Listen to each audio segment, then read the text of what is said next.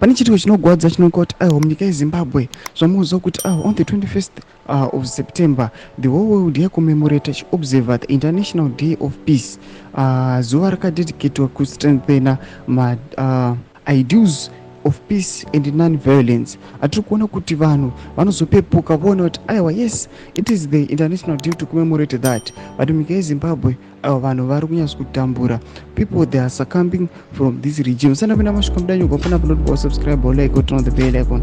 Tivina pachinjiri ndrambulanyo vachiti September 21st, the world observes International Day of Peace, a day dedicated to strengthen the ideals of peace and non-violence. However, for many Zimbabweans, the notion of peace remains elusive, particularly for those like Honorable Nelson Chamisa and 67 others imprisoned for their political beliefs.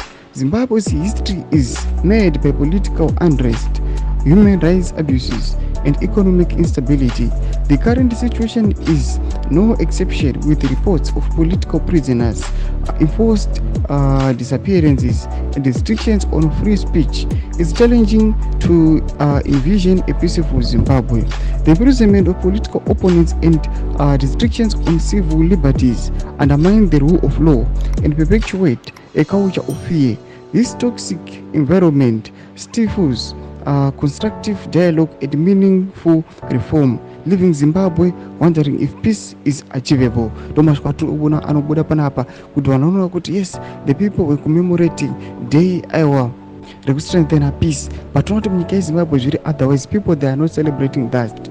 People tototi awa zvangofanana we celebrate kana kusacelebrate the regime or the ruling party inouya ichivabvisira awa zvinhu zvavakanga vakafanira kuwana kenani kana kuti chakanaka chavakanga vabata mumaoko chikuya chigrebiwa nethe ruling party. Tudze mafunguro enyu muri kudii pamusoro pechitiko ichi. Abinai comment section medu, subscribe like and turn on the bell icon.